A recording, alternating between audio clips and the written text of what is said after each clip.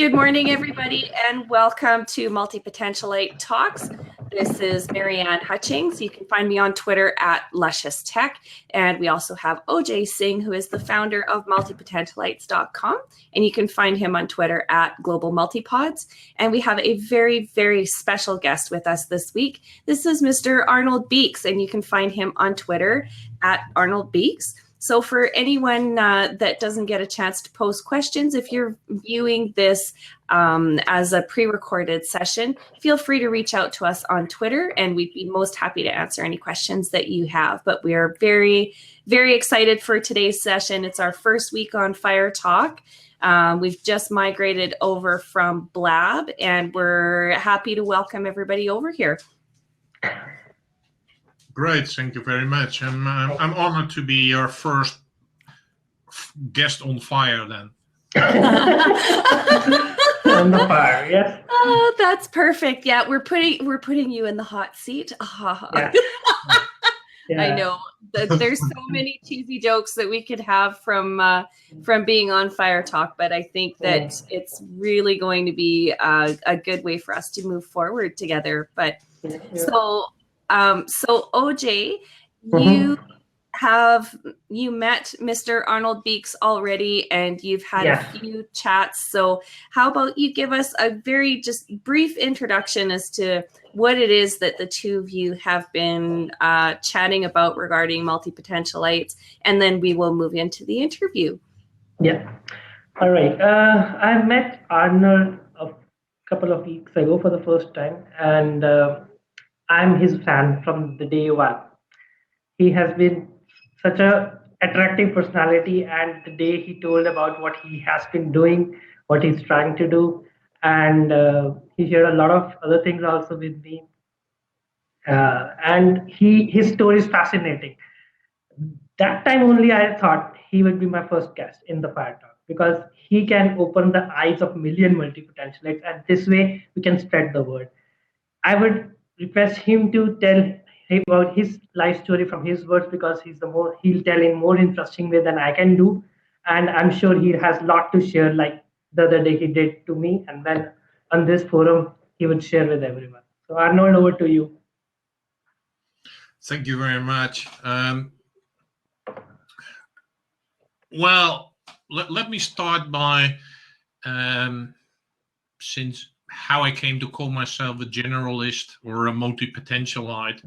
I prefer the word generalist because it's a little bit easier and people like easy words, but let's not get into that discussion. But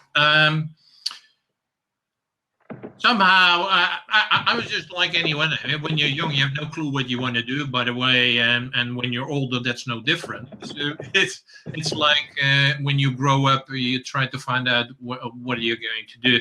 But I was very fortunate when I started my work in an area where I was totally not educated or whatever. I'm by education, I got a master's in law, but I never worked like that. And now looking back, I can say that most of my work has been in innovation, but that is like the famous Danish philosopher Kierkegaard has said. He said that life is understood backward, but it's lived forward, which means that I can now give you a feeling like, okay, these were the steps, this is where I'm now, and this is how it went. But while I was doing those steps, I totally had no clue. And it was only the last couple of years that I have a feeling that there is a common denominator, and at the same time now I have a feeling where I'm heading towards. But well, that took a lot of years. So but what's also confusing, and I'll answer your question, but what's also confusing is that people are pushed towards like, find your passion, what's your passion, what's your purpose, and all these questions.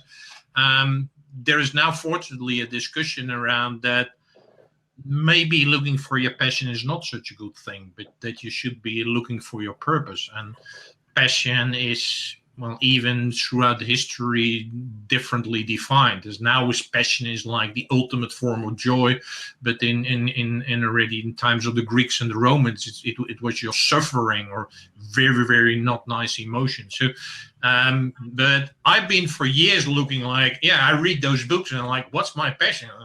I don't know. So it is. So let me get back. So I started working in well, let's call it a retail organization where I worked on the first platform to exchange in an electronic way orders and receipts and invoices throughout the whole supply chain of the Dutch retail market. And that sounds extremely interesting with it, but that was, mind you, before the internet. Yeah. So different things, and that's where I started as a guy who, well, I was just came out of military service, and I had my master's in law, and there I was talking with kind of the boss was the CEO of the largest Dutch supermarket chain. So I was very fortunate to work in that, and I'm not going to take everything because that will cost half an hour, but basically what I did is that's what I did for a couple of years. Then I worked for a multinational, a technology company, Digital Equipment Corporation. And that's when I started in sales. Then I moved into marketing. Then I moved into business management. Then operations, alliances, quality. I had European responsibilities, Dutch responsibility, global responsibility. But basically, every year or every other 2 years, they asked me and said, Arnold, we have a problem, or there's something that needs to be done, and we think you should be doing it. So was that a path? Was that something I knew? Totally not. I had no clue. So, but I can imagine that discussion of the guys in the board of all these companies I was like, oh, we need to set up something new. It would be good if we have a guy who knows about sales, about marketing, about the operation, who can work with the team, who can work with the people. Who do we have? Arnold. Yeah. So that is how I guessed it came, because in that company, there was nobody like me with my profile or whatever. So, and I loved it because I was like, oh, something new, cool. I gotta get to know these things. Yeah. And that brings me to what I think for multi-potentialites and what the real core thing, what we all share is our love for learning, or our curiosity, or that we want to explore, we want to discover, we want to, at least when I talk about, when I see the word, and again, the word multi-potentialite for me is like, for me it was for a long time is like, what's my potential? What can I do? Where are there any boundaries? Where are the boundaries? What can I do? And I over the time, so I started doing all these things. Yeah, so I started as a sales rep, then I became a marketing man. Up until the certain situation, I managed more than 6,000 people in a $1.4 billion company. So, and I was like, oh, okay, I can do that. Is there anything else I can do? So it was not that I started that like that, because my family was not from business side. So I had totally nothing. Yeah, so, and I had no clue about that. I had no ego about it. So I was like, oh, okay, it worked like that. And I can still remember the first time I went to the corporate headquarters in the US. And I was like, oh, I'm going to talk to all these hotshots, all these big guys. Yeah, like with the C-suite guys and the president. And I was like, oh. So I was like, I hope I'm good enough. Yeah. So then I started talking with these guys. And I'm like, these guys are normal guys as well. And they're not much smarter than I am. So, and so that is why I had this, well, what people now call, you hop from one job to another, but I never hop because they always ask me. So it was like, Arnold, we have a problem. We want you to do it. And I'm like, oh, okay, cool. Let's do that. So, and the more you do it, the easier it becomes. So, and that's been basically, I moved out of corporate. For the last 15 years, I'm running my own show. Trying different things. So what I find really, really, well, I think maybe the fuel of my life is to grow, to learn, to stretch myself, and then to see, to make the most of my life. Basically, that's my feeling, what I had. And a few years ago, wow, more than a few years ago, some 10 years ago, and I always had that problem when we talk about generalist and with everything, is like, I don't fit in the box. I don't get what's the label which is on the top of my head. So that created difficulties in receptions, networking meetings, applying for other jobs, because people are like, what are you? Are you a sales guy, a marketing guy, a business guy, an operational guy? An IT guy. And I really hated that kind of discussion. Yeah. Mm-hmm. Because I'm like, well, I'm all of that. Yeah, so it's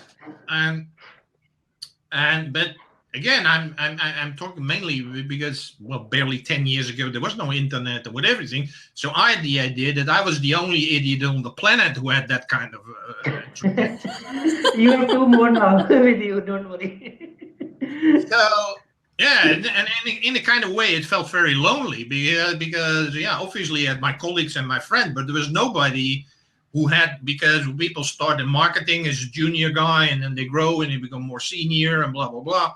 But I had done all of that. So that made it really, really difficult. And always people is like, at these receptions where people are, oh, well, especially with men, it's really terrible. It's like, yeah, they want to know your name. And within 2 seconds, what do you do?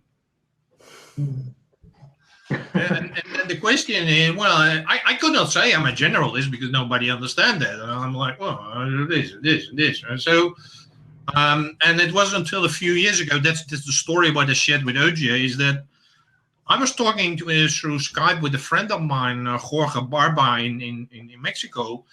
And over a few talks, I was like, holy moly, I can talk with this guy about just any topic. And mostly I didn't have that situation because I could talk with the sales guy about sales, but I could not talk about the climate change issues. Yeah, so,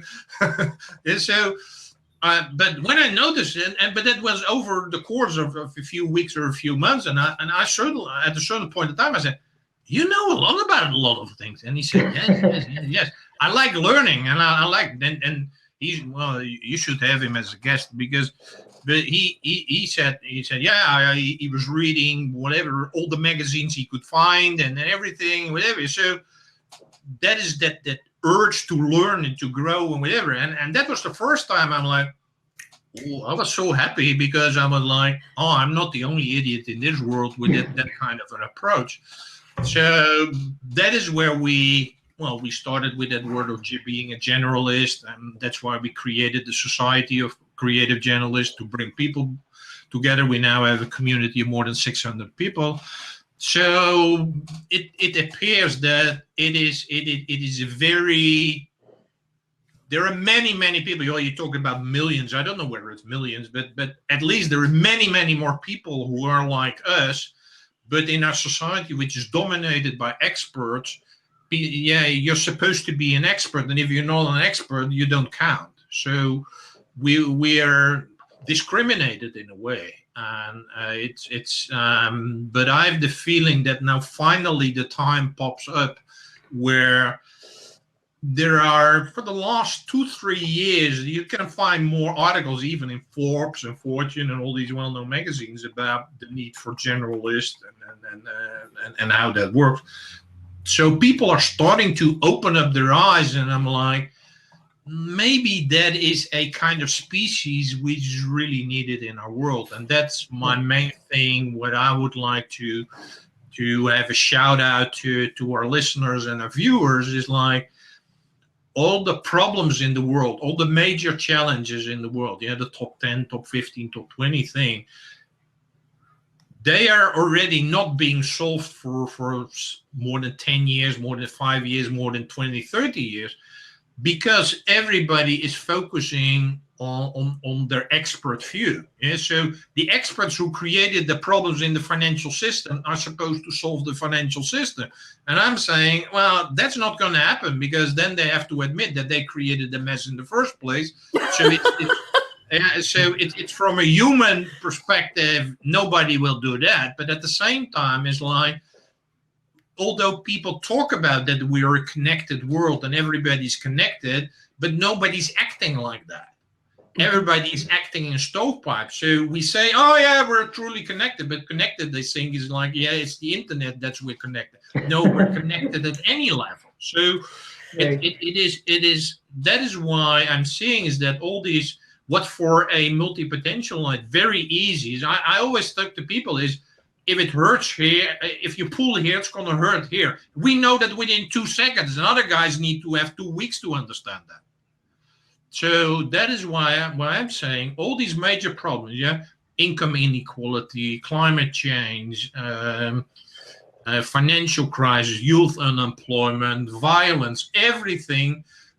All these things are really need a generalist, a multi-potentialite to see the big picture, to really, when you talk about connecting the dots, that is connecting the dots, and work with the experts in order to address these things. So it's really my vision, it's my dream, it's my passion to really kind of, because I think we should help each other. That's why I really value your what you're doing, your endeavor here is to bring the people together, support each other and grow these things, but at the same time start addressing these big problems, because I'm totally convinced that we are needed in order to help solve these things. We're not going to solve, because still we need the experts.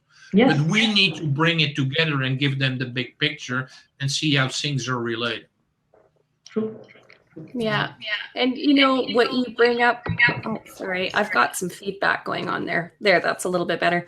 You know what you bring up as well about having the generalists and having the multi-potentialites of the world, bringing it all together. That's often, I find, a function that I've fallen into as well, with working with a lot of startups over the last dozen or so years, and where they have people who are in stovepipes or in silos that, you know, it's like the one hand doesn't know what the other's doing, and that there's a gap, because sometimes it's just a matter of not understanding an engineer versus a marketing person.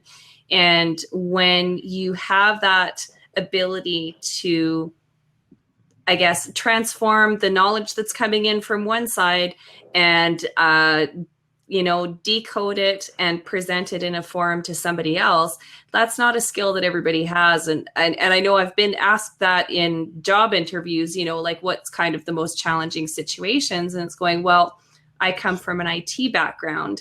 And Arnold, you can probably relate to this. When you are explaining something that is very in-depth technologically, and that you're talking to the layperson, and that you need to, you know, and it's still maintaining the fact that these are very intelligent people. They just don't have the subject matter base.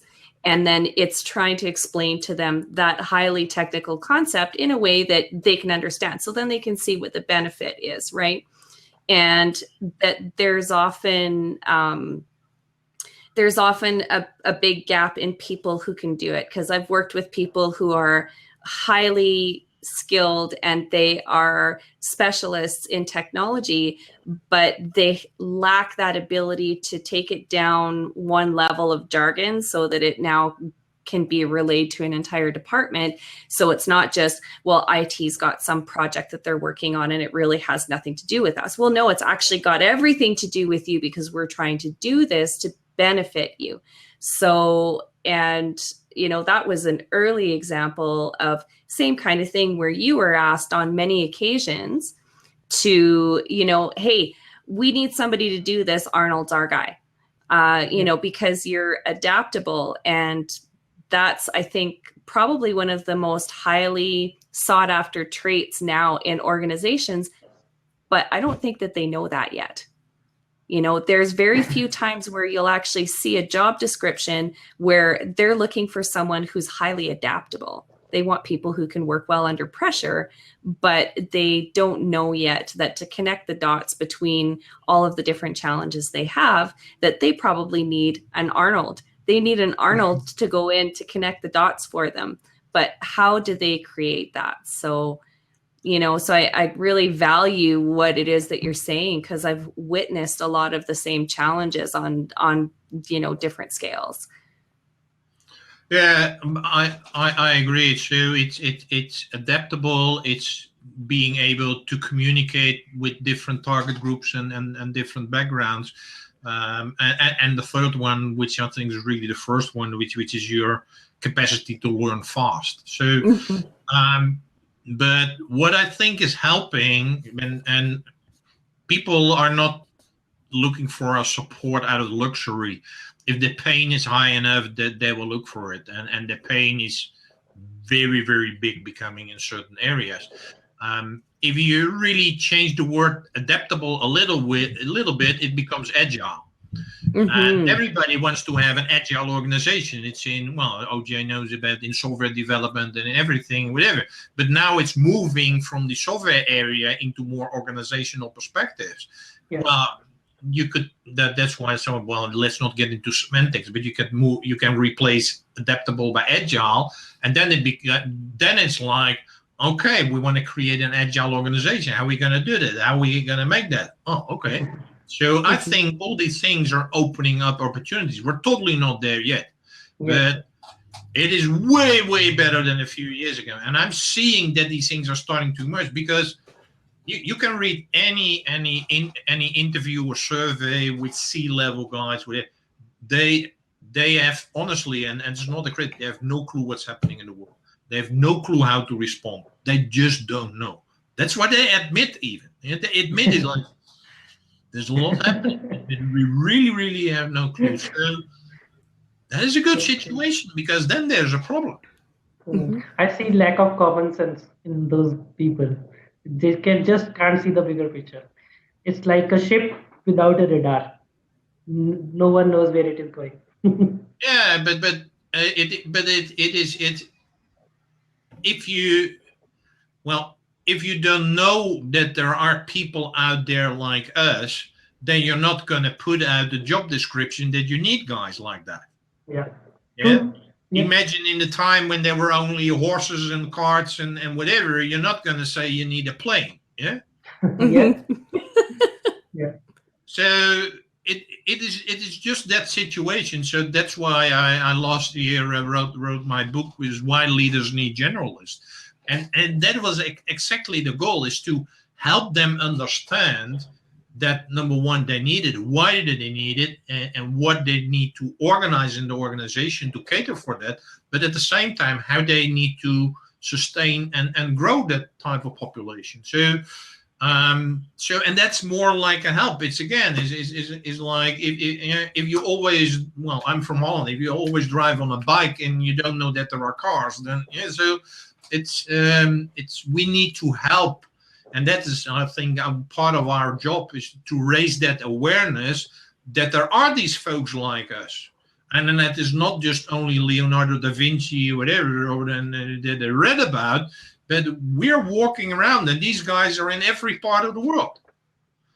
So that is why I always contribute. And I've done many interviews around these type of things, just to raise that awareness and helping people to understand that, hey, number one, you're not alone.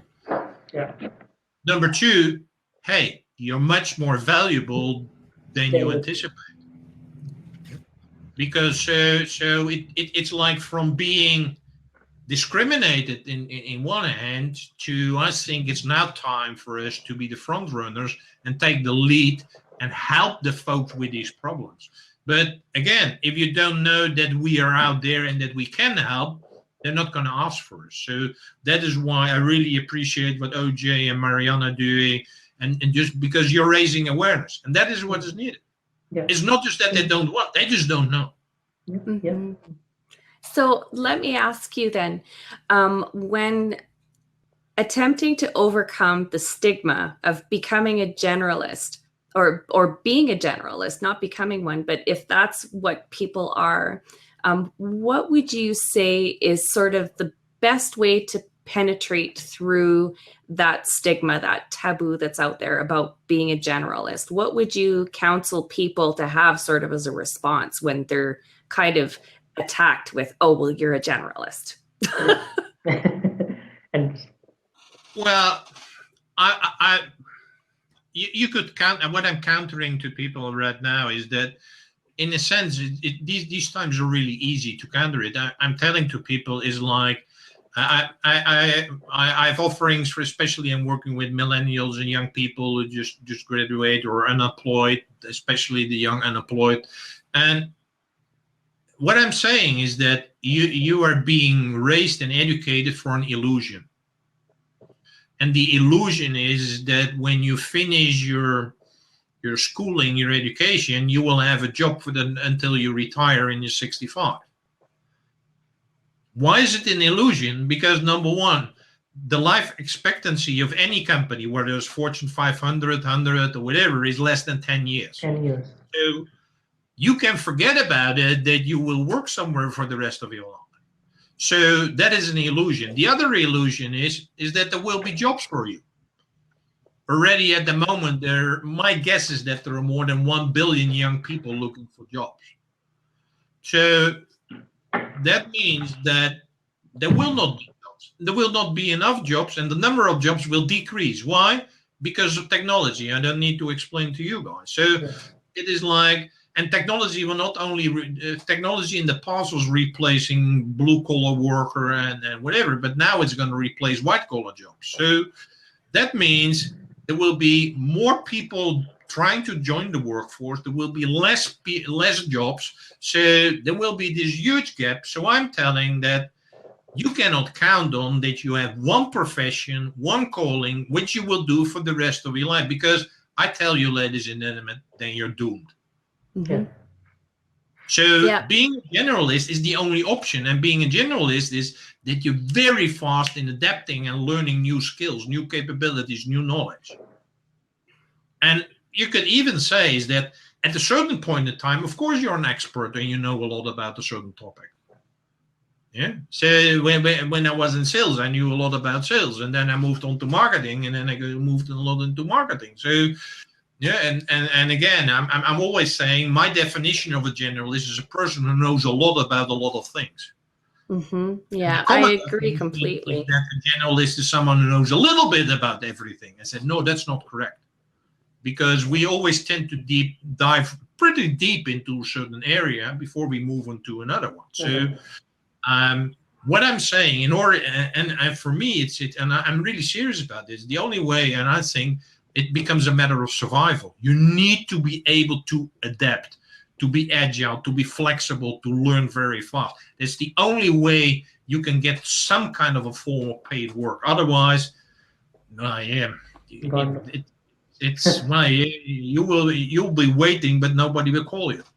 Mm-hmm. Yeah. Oh, and I think that those are very sound words. And there is very much, people know that, oh, well, you're a jack of all trades. And then people hear in the back of their mind, master of none. And I've been reframing that for people. And it's jack of all trades and master of many, because it's not as though we take the knowledge that is in our brains once we have mastered a specific area, or that we've done a deep dive on a subject, and that we take that, and that it's like a hard drive, and that we take it out and that it's no longer accessible. No, it's actually still a part of the whole collective of knowledge that we have. And that it's that we go through several levels of mastery. I don't have any aspirations to become a brain surgeon. We need brain surgeons. We need people who are going to specialize to care for specific areas.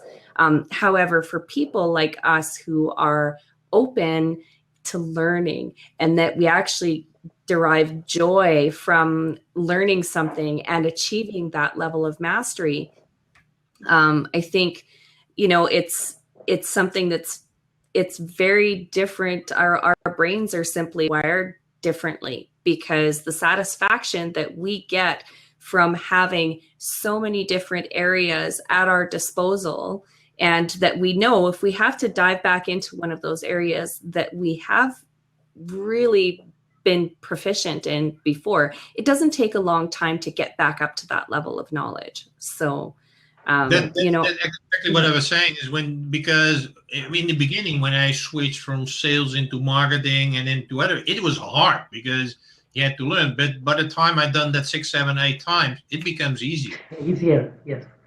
At the same time, I would like to relate to what you're using, that word mastery. I think in any area of life now, because with the technology advances and things which are moving, it becomes totally impossible to be an expert in an area with it, because every area of life is changing so rapidly that if you call yourself an expert in an area, say, I know everything about that, well, the moment your words come from your lips, it's already changed. So I think that is not a world in which we live. And again, what I've been talking last year a lot with people in education. I'm talking with guys from universities, professors, or whatever.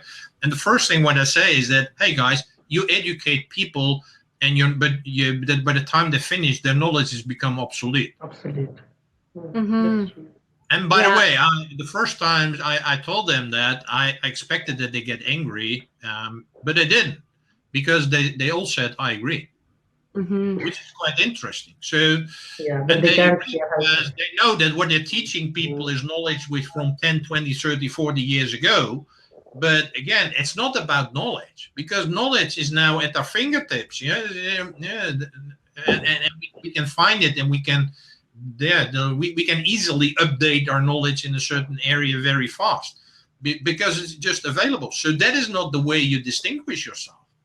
That just knowing where to find that knowledge and where it is. Mm-hmm. It's a nice story. I lived for 2 months in Vietnam, and I met a guy, and Vietnam is nothing about sustainability and whatever. So I thought, well, maybe I could set something up there and whatever, like urban farming and all these things. So I met this guy, and he was in the middle of a area of high income area, whatever, and he had bought there a piece of land, and he was using permaculture. And I was like, how did you learn about permaculture in a country where nobody cares about these things? And you know what his answer was? His answer was Mr. Google. Yeah.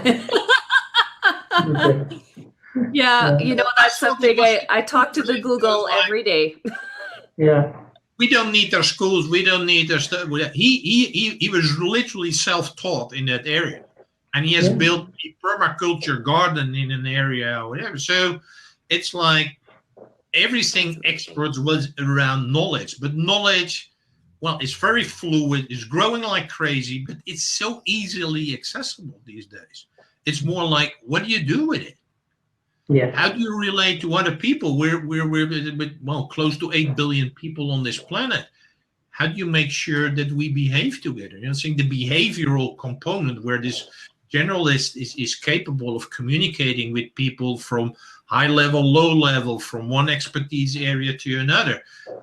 Isn't that what is needed in our political and societal problems, where we are not open to listening to people from different genders, different religions, different countries, whatever. But what is needed is that we truly understand that we're all souls and all part of one big world family.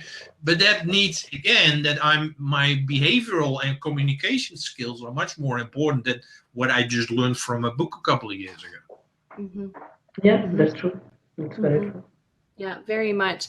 And I think there's been a lot of discussion on, systems of education, and that the ones that are teaching people what to think as opposed to how to think is, those are the ones that are the most flawed and that they're doomed. I mean, of course, there needs to be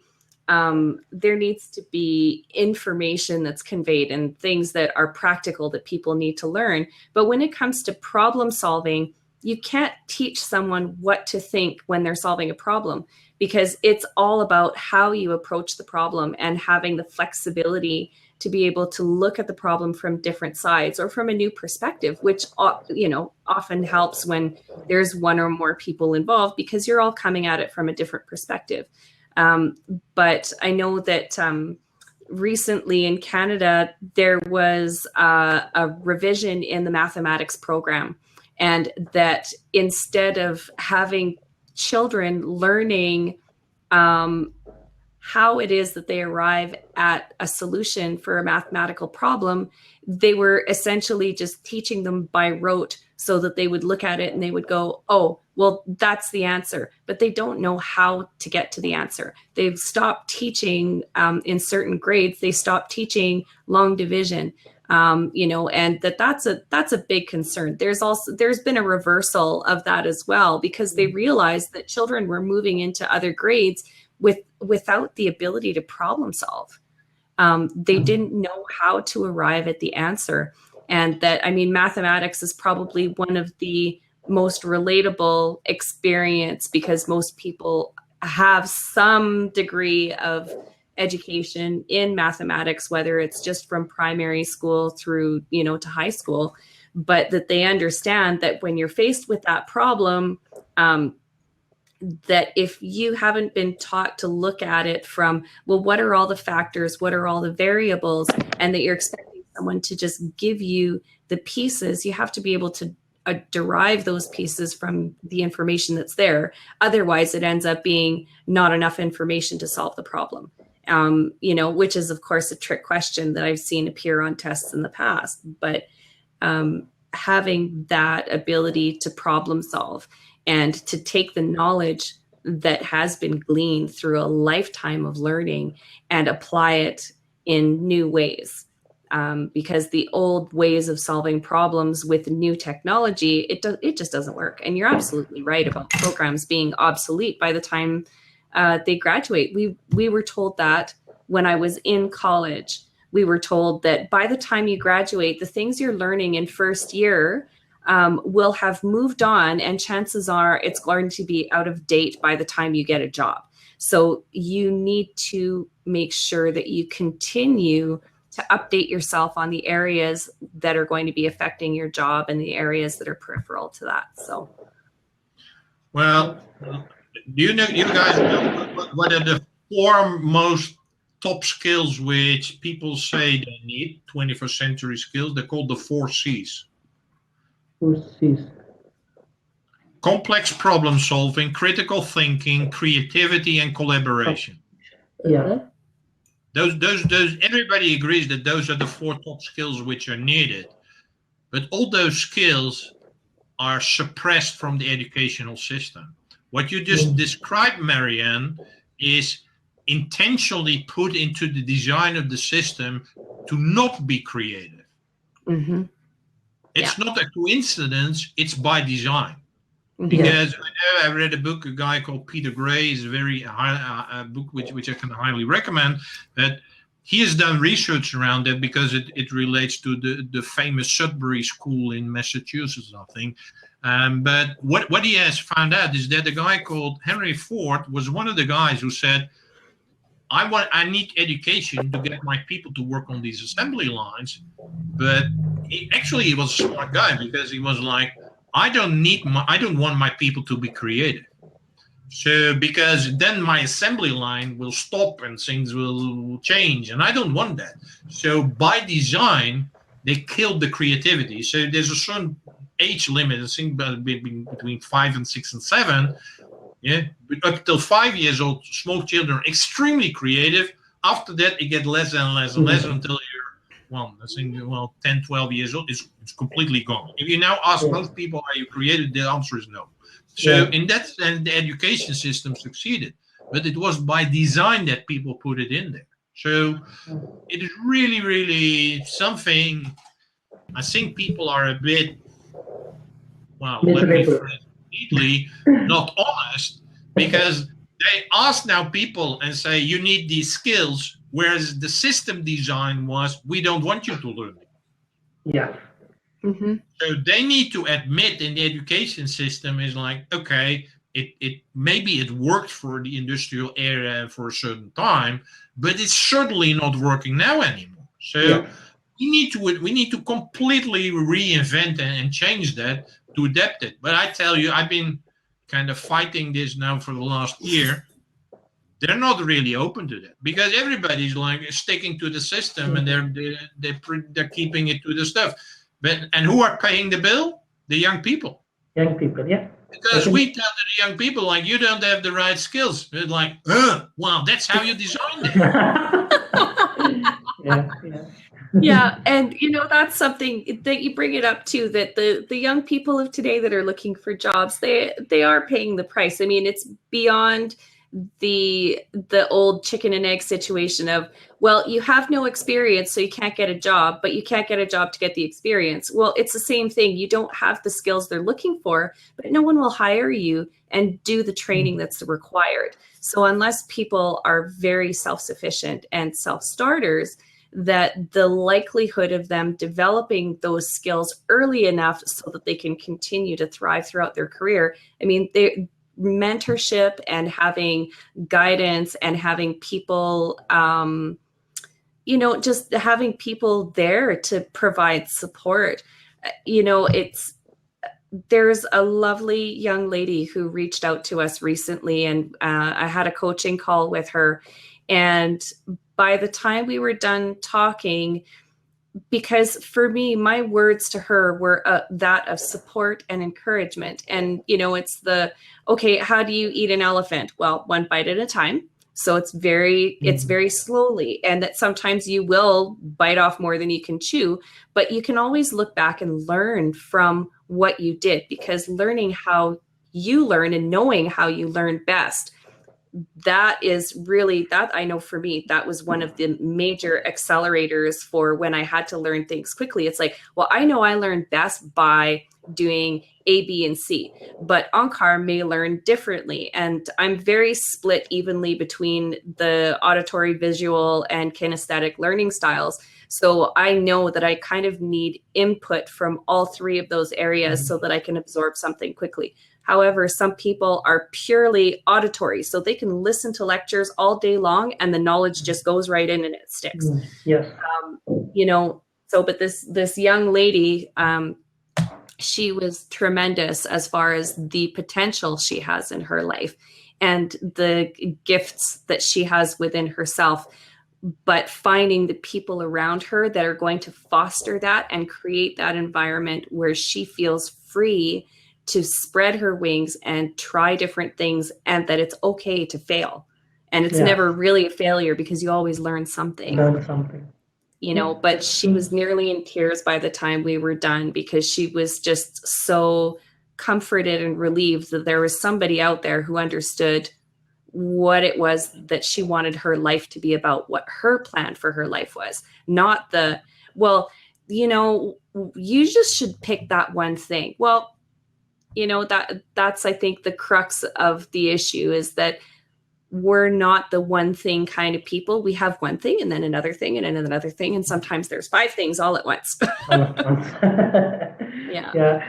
And I just, Arnold, you have 600 plus people community now of creative journalists. So can you tell us more about them? So I'm a little curious. Well, like I shared with you that I met my friend Jorge through that way, and so we were like, well, maybe we're not the only 2 guys on the planet. So, that is why we started Googling around it, and that's why we found Steve Hardy, who wrote about generalist a long time ago. So that's why we set up that platform. But basically, we haven't done much promotion or things around that, and somehow people are finding us and accessing, although the interaction can be much improved. But again, it's like, it's really my feeling is that now the timing is right to come out of the closet and to raise the awareness, to show and tell people how we can help people, because again, the problems, whether they're at the government level or at societal level or small businesses. You can talk any area. The problems are so big, they need you. Yeah. I think I had a crazy idea a few months ago when I wrote to the Prime Minister of India about multipotentialites, and I told them to open universities of multipotential. I never heard back. I said, okay, don't hear me back. I'll open my own website. I'll spread the word through other channels. So hopefully one day he will reply. I still have hopes alive. And same thing you guys can do with your presidents and prime ministers. No, I totally agree. It's in the book I gave some suggestions, like how does it work and how do you get there? Because I'm pretty sure that the moment they start to understand that there are folks like us who can play that role, then the demand will be so high that they need more. Yeah, and so then they need training and education in order to get there. So that's kind of what I already anticipated a bit. But that is really, really what I believe we're on the verge of that. I agree. That's wonderful. Well, if you have any final parting thoughts for us, we're going to wrap up the talk for today. So if there's anything that you would like to share that is that one piece of information that if you had the opportunity to share that one thing with the world, what do you think that would be? What would you like to share, Arnold? What I would like to share is stop comparing yourself with others. Oh, bravo. And in a more positive way, I would phrase it, and it's not my own saying, but I can totally relate, is be the best possible version of yourself. Absolutely. That is tremendous. And especially for generalists, it's so important because we belong to nothing, we don't fit in, we don't have one label, we have all these difficulties. So it's like, it makes you very sad, and yeah, because again, you feel like an outlier, an outcast, or discriminated, or all these words, and I'm pretty sure we all recognize those emotions. But the source of those emotions is that you compare. True. Don't compare yourself with anyone. I'm not comparing myself with OJ or Marianne or whatever. I'm trying to be my best possible version. That's it. Well, we so appreciate the current version and incarnation of Arnold Beekes joining us today. Your words have been very impactful and resonated with me. I'm certain, Onkar, you've had many more experiences with Arnold, but I'd like to thank you so much, and we will definitely have you back on again.